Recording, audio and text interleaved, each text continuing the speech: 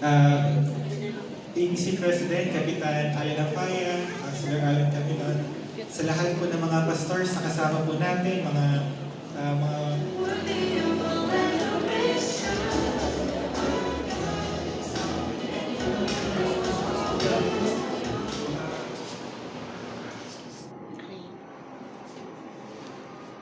sila. Ano po, kami ho ay umuwi kahapon.